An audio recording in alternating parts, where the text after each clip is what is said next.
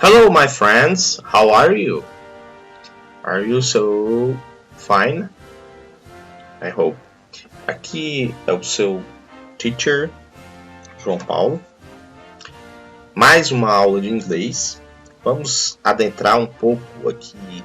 Aliás, sempre temos falado aqui de gramática, mas nas últimas aulas fizemos exploração textual. Falamos do contexto de algumas cidades de países diversos. Hoje nós vamos falar de orações condicionais. Orações condicionais é um assunto que vocês começam a ver aí na página 16 do seu livro, né? Language in Context, If Classes, Zero Conditional and First Conditional. Então é um assunto interessante, não é um bicho de 7 cabeças, dá para compreender, dá para entender direitinho, certo? Nós vamos explorar esse tema, conditionals, e espero que vocês consigam entender. Primeiro aí é a zero conditional. Eita, professor, tá muito esquisito isso. Zero condicional. O que seria esse zero condicional? Vamos aos poucos, vamos entender direitinho. Essa aqui é a estrutura desse tipo de oração, né? Oração condicional. Quando nós falamos em condição, dá para vocês terem a ideia do que seja isso. Nós estamos falando de ações que vão acontecer se outra ação também for praticada. Então, por exemplo, se você estudar, você vai tirar uma boa nota, você vai se dar bem, certo? Se você comer muito, você vai engordar. É mais ou menos isso. Então, vejamos aqui. Ó. E uma característica desse tipo de oração é essa conjunção if. If significa se, né? Se já indica condição. Então, se tem if, é condição, tá certo? Aí tem esse PS, que é o present simple. Então, ele vai ter aqui a formulazinha, ó. Tem o if mais o present simple. E depois aqui, depois da vírgula, present simple novamente, que é o presente indicativo, certo? Isso aqui é a zero conditional. Então, temos aqui. This conditional is used when the result will always happen. Coloquei a tradução, in fact, para que vocês entendam, né? Essa condicional é usada quando o resultado sempre acontece, em fatos. Então, quando algo ocorre de fato, nós vamos usar essa estrutura. Temos aqui alguns exemplos. Temos o exemplo aqui, ó. If water reaches 100 degrees, it always boils. Ou seja, se a água atingir 100 graus, tá a condição aqui está na primeira oração. Então, vocês observam que temos aqui duas orações. Ó, temos a primeira oração antes da vírgula, se a água atingir 100 graus. E a segunda oração depois da vírgula, né? Ó. Então, se a água atinge 100 graus, que é a condição, o que é que acontece? O resultado sempre ferve, certo? Então, é usado quando o resultado acontece. Então, se essa água for, se atingir os 100 graus, é evidente que vai ferver, né? Porque é um ponto aí de fervura, né? Ponto de ebulição. Aí temos mais aqui. It's a fact. I'm talking in general, not about one particular situation. Então, isso é um fato. Estou falando no geral. Não é sobre uma situação particular. Então, é uma condição geral. Então, você percebe que vai ter, né, o if. Vocês percebem nessa frase, ó, if. Aí vai ter o tempo verbal. Qual é? Aqui. É o presente do indicativo, o presente simples. Então, se a água atinge, né? Veja que é no presente simples, o verbo aqui está presente simples. E depois da vírgula também presente simples, sempre ferve, certo? Então, se água atinge 100 graus, sempre ferve. Então, é a zero conditional. Vamos ver aqui. General truth, ou seja, verdade geral, né, ou verdade universal. Então, quando falamos de verdades gerais, verdades universal, nós vamos utilizar a zero conditional. Por exemplo, if people eat too much, they get fat. Mais uma vez, if people eat too much, they get fat. Se as pessoas comem, o verbo comer, né, muito, elas engordam. Então, vejam que tem duas orações. Então, a primeira sempre introduzida com with, é o se. Né? Se as pessoas comerem muito, elas engordam. Elas ficam gordas. Então, é uma verdade, né? Outra aqui, if you touch a fire, you get burnt. Se você tocar o fogo, você se queima. Isso é fato também, é uma verdade universal. Sei que tem situações extraordinárias, mas o mais comum, se tocar no fogo, né, é se queimar. People die if they don't eat. As pessoas morrem se elas não comerem. Então, se a pessoa deixar de se alimentar, né, por determinado tempo, o corpo não resiste, porque precisa ser reabastecido. Então, elas morrem, né? If babies are hungry, o que acontece, pessoal? Se os bebês ficarem famintos, se eles estiverem ou se eles estão famintos, eles choram. They cry. If babies are hungry, they cry. Então, essas frases que lemos agora há pouco, elas representam verdades universais, verdades gerais. São ações, né? São ações que ocorrem baseadas em determinadas outras ações. Então, se as pessoas comem muito, então é uma condição, né? E o resultado disso é engordar, se tocar o fogo, outra condição para se queimar. Certo? Se não comer, é a condição para morrer. E se os bebês ficarem com fome, eles choram.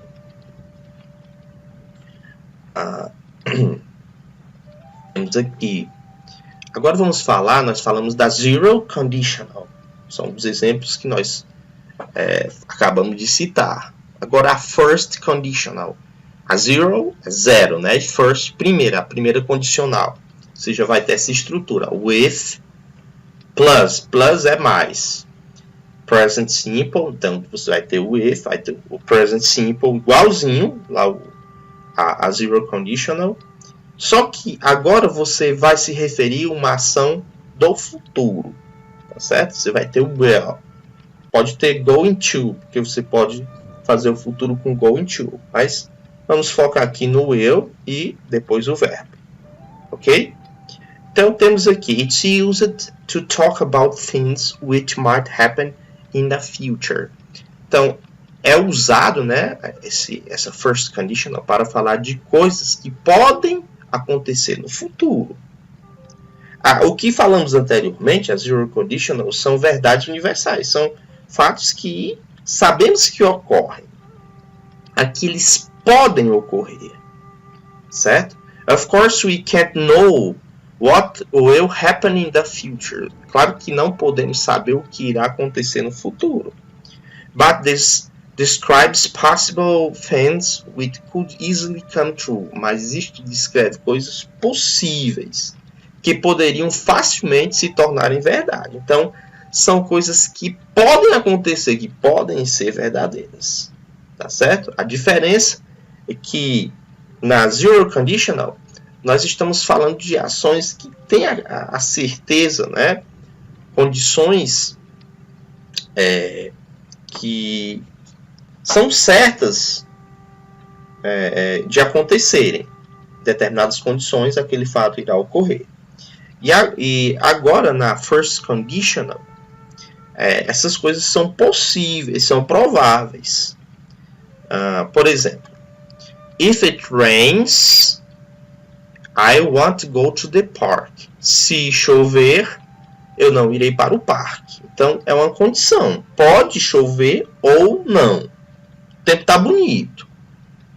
Pode ter uma chuva, mas também pode não acontecer. Certo? Aí onde está o will, professor? Aqui. If it rains, se chover, primeira oração. I want. Cadê o will? Aqui, pessoal, want é a contração de will com not. Então, o will, ele está aqui, contraído, né? Quando eu tenho will mais not, eu posso fazer perfeitamente want. Então, eu não irei para o parque. First conditional. Temos aí mais exemplo, né? If I have enough money, I'll buy some new shoes. Né? Se eu tiver dinheiro suficiente, eu irei comprar uns sapatos novos. Certo? Então, só vai comprar se tiver dinheiro suficiente. Note que é a condição. I will. Note que eu tenho aqui o will contraído, né? Ao invés de ter I will, tem I'll. Você pode contrair dessa forma. Na forma negativa, vimos aí na anterior. Agora na forma afirmativa. Outro exemplo. If you help me, I will help you. Se você me ajudar, eu ajudarei a você. Condição, né? Se, veja, você pode ajudar ou não. Então, só vai ter a reciprocidade, né? Se ajudar. Então, eu ajudarei a você. Outra. If you tell us the truth. Então, se você nos disser a verdade, we will forgive you. Nós iremos lhe perdoar. Mas, para que isso aconteça, ou seja, para que você receba o perdão, é necessário dizer a verdade. Essa é a condição imposta. Certo? A first conditional. Unless. Unless significa se não, a não ser que, a menos que. Esse unless é o mesmo que if not. Se não. Certo? Então, você pode utilizar unless ou if not. Por exemplo, aqui. Example, né? You'll be sick unless you stop eating. Mais uma vez, more on time. You'll be sick unless you stop eating. Ou seja, você vai adoecer a menos que pare de comer. Certo? No caso aqui, a questão é comer com exagero, comer de forma errada. A gula, né? Comer aquilo que não se deve também, que seria prejudicial, em excesso. Então você vai adoecer a menos que pare de comer. Vai parar radicalmente, parar determinadas coisas de determinada forma. Então você poderia repetir essa frase utilizando o if not. Só que o not está bem aqui, junto com do not, que fica don't. Certo? You will be sick if you don't stop eating. Ok? Então, você pode substituir o unless por if not. Ok? Ficou claro aí para vocês? Conseguiram compreender direitinho? Na página 16 do seu livro didático, você tem uma atividade. Vou dar uma pequena explicação aqui como é que vocês vão fazer, porque o texto aqui das atividades está em inglês, então eu vou fazer a tradução para que você possa resolver a atividade e não ter desculpa. Página 16. Temos aí 1. Compare as sentenças seguintes do texto na página 11. Então, escolha as opções mais apropriadas para completar as afirmações. Aí temos aí duas frases, né? A e a B. Tem assim, ó. Se nós construirmos uma cidade bem-sucedida para crianças, if we can build a successful city for children, we will have a successful city for all people. Ou seja, se nós construirmos uma cidade bem-sucedida para crianças, nós teremos uma cidade bem-sucedida para todas as pessoas. B. I want more places to hang out. If I do hang out, it's on the street. Eu quero mais lugares, né? Eu gostaria, eu queria, né, mais lugares para sair. Se eu saio, é para a rua, na rua. Aí temos a letra A. Em ambas as sentenças, in both sentences, the word if express. A palavra if expressa o quê? 1. Oposição. Aí tem o 2, comparação, comparison. Ou 3, condition. Você vai prestar atenção no que nós falamos na aula e marcar. A B. A sentença fala sobre eventos que, na realidade, ocorrem e são interconectados. Você vai marcar A1 ou A2? Qual delas fala sobre eventos que, na realidade, ocorrem e são interconectados? C. A sentença fala sobre algo que pode acontecer no futuro e seu resultado esperado. Vai ser na sentença A ou B. Letra D. O verbo, né, da oração que está sublinhada em A e a que está em B está em que? Aí na 1, no futuro simples, aí barra passado simples. 2, futuro simples, barra presente simples. Ok? Então, resolvam aí essa atividade 1 da letra A à letra D. Além disso, vocês têm o formulário que eu vou postar. Tem a atividadezinha que vocês terão que responder. See you. Bye, bye.